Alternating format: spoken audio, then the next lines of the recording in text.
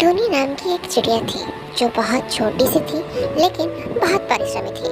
वो हर दिन काम करती थी, मेहनत करती थी और रात को अपने बने हुए घर में आराम करती थी।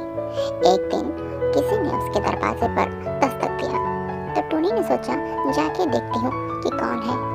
अरे अभी कौन आ सकता है, चलो जाके देखती हूँ कौन है। इस तरह वो उठ कर गई देखने के लिए कौन आया है और उसने देखा काला कौवा था। अरे कौवा भाई, आप अचानक से कैसे आना हुआ? अब मैं क्या बताऊं टूनी बहन, मेरा घर टूट गया है। अगर तुम मुझे एक दिन के लिए रहने दो तो बहुत अच्छा होगा, क्योंकि मेरे पास रहने के लिए घर भी नहीं है। हाँ टूनी बहन, मना मत करना, हमारे पास रहने के लिए कुछ नहीं है। कोई बात नहीं, घर के अंदर आ जाओ। अब सब ठीक है? सब तो ठीक है टूनी चिड़िया, लेकिन बहुत भूख लगी है। अगर तुम कुछ खाने के लिए दे दो, क्योंकि हमने कुछ नहीं खाया है और वैसे भी हमारा घर टूट गया था जिसमें खाना था। इस तरह टूनी ने उनको खाने के लिए कुछ दिया और इस तरह वो सब खा के सो गए। जब सुबह हुई तब टूनी की आँख खोली और उसने देखा कि अब तक कौवा और उसकी पत्नी सो रहे थे। अरे कौवा भाई उठ जाओ, सुबह हो गई। अरे कौवा भाई उठ जाओ। तब कौवा का भाई आँख खोल गया और उसने कहा, कोई बात नहीं टूनी, हम थक चुके हैं, थोड़ा और सोने दो, उसके बाद हम चले जाएंगे। तुम जाओ अपना खाना लेने के लिए, तुम चली जाओ, हम चले जाएंगे। उसके बाद टूनी ने अपना खाना ढूंढने के लिए चली गई और इस तरह दोपहर हो गई। दोपहर होने के बाद काला कौवा का आँख खोला। वो उठ गया और अपनी पत्नी को पुकारा, सुनो सुनो, दोपहर हो गए, उठो अब। कितना नरम बिस्तर है, इस बिस्तर से तो उठने का मन ही नहीं करता। उसके बाद पति ने कहा, इसके लिए तो मेहनत करना पड़ता है ना, जो तुम कभी नहीं करोगी। अरे कालू, मैं तो कुछ और ही सोच रहा हूँ। कहीं तुम ये तो नहीं सोच रही हो कि उसके घर को कैसे कब्जा करना है? अरे वाह कालू, तुम्हें तो सब पता है। तुम्हारी रग रग से वाकिफ हूँ, पता कैसे नहीं चलेगा? तो फिर तुम्हारा ख्याल क्या है? मेरा ख्याल वही है जो तुम्हारा है। तो फिर चिंता मत करो, उसको भगाने का काम मेरा है।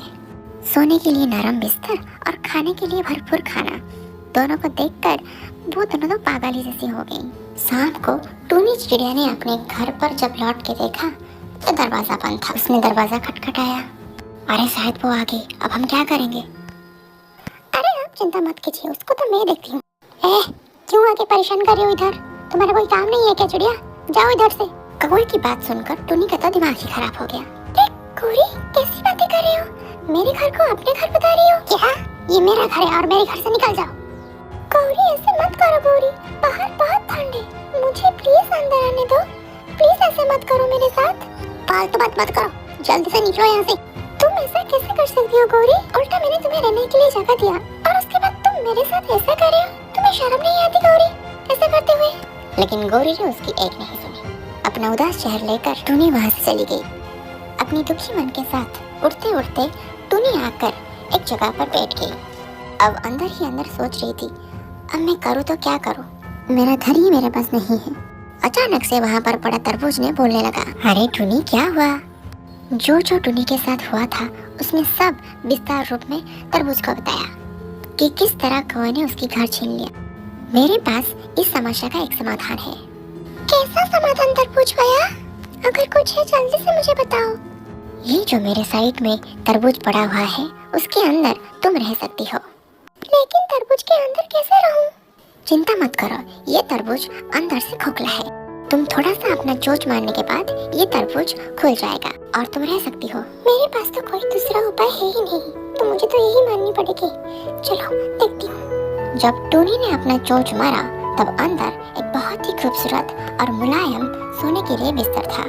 तो टूनी ये देखकर बहुत खुश हुई और अंदर चली गई और आराम से सो गई, क्योंकि बाहर से ज्यादा अंदर बहुत ज्यादा गर्माहट थी।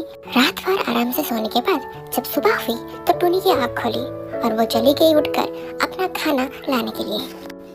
देखा, थोड़ा सा डराने के बाद कितना अच्छा बना बनाया घर हमें मिल गया। हमें इसके लिए तो कोई मेहनत भी करनी नहीं पड़ी।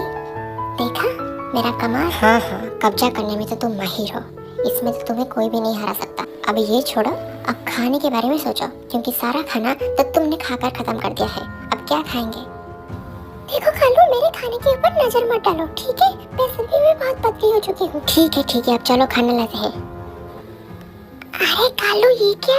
ये तो टूनी चिड़िया है। और ये क्या? ये तो दरवाजे के अंदर घुस गई। ये तरबूज के अंदर कैसे घुस सकती है? गौरी, ये सब फालतू बातें छोड़ो। अब तुमने तो उसका घर कब्जा कर लिया और तुम्हें अभी भी मतलब मैं क्या बोलूं तुम्हें, मुझे कुछ समझ में नहीं आ रहा। तो तुम तो चुप ही रहो, तुम चुप ही रहो। मैं जाके देखती हूँ कि अंदर क्या है। मैं तो देख कर ही रहूंगी। अरे ये क्या? ये तो आराम से सो रही है अंदर, तरबूज के अंदर। वाह, कितना खूबसूरत घर है। मुझे तो अभी यही घर चाहिए कालू, मुझे यही घर चाहिए। पता है उसका घर कितना खूबसूरत था, मुझे तो वही चाहिए। कोई तुम्हारा दिमाग तो नहीं खराब हो गया? तुम्हें अब ये घर भी चाहिए? लेकिन इसमें मैं मदद नहीं करूंगा। मदद तो तुम्हें करनी पड़ेगी क्योंकि तुम भी वहाँ पर रहोगी, ठीक है? अकेले में नहीं रहूंगी। उसके बाद उन दोनों ने कुछ प्लान बनाया और प्लान के बाद वो उड़ चले अपने प्लान को अंजाम देने के लिए। टूनी के घर के पास वो जाके खड़े हो गए और बुलाया, टूनी, टूनी, जल्दी आओ टूनी, टूनी, ए टूनी। आवाज सुनकर टूनी ने दरवाजा खोला और बाहर आ गई। अब क्या हुआ? अब क्यों आए हो? अरे टूनी, वो ना जो बुलबुल है ना, उसकी तबीयत बहुत खराब है। वो ना तुम्हें ढूंढ रही है, बोल रही है कि टूनी कहाँ है, टूनी कहाँ है। जाओ, अपनी दोस्त के पास नहीं जाओगी? ये सुनकर टूनी बेचारी अपने दोस्त बुलबुल के पास चली गई। तरबूज का घर पाकर ये दोनों कौवे बहुत खुश थे और जल्दी से जल्दी अंदर चले गए और आराम करने लग गए।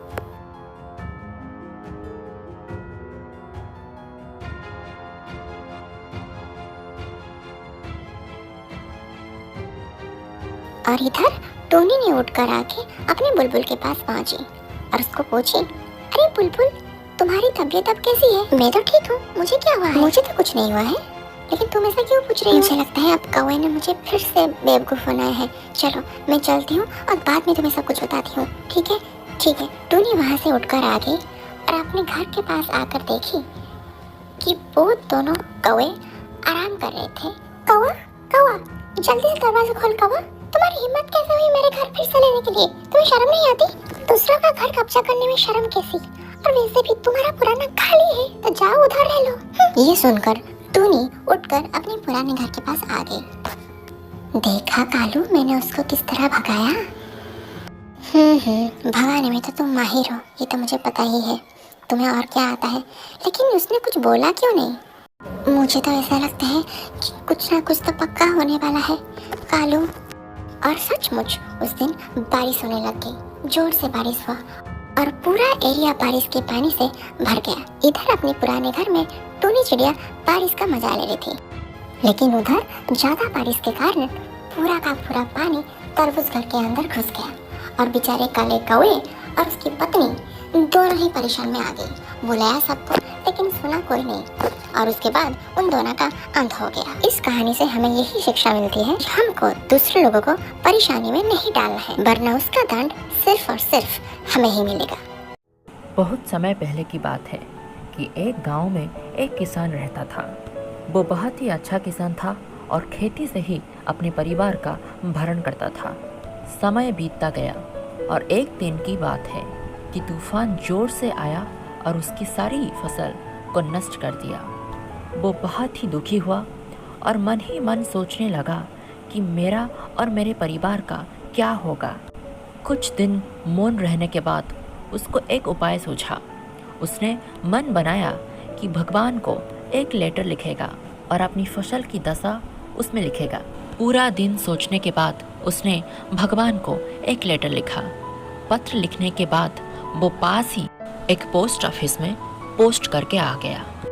जब उसका लेटर पोस्ट ऑफिस में पहुंचा तो सब लोग हंसने लगे और बोला, पहली बार भगवान के नाम का लेटर आया है।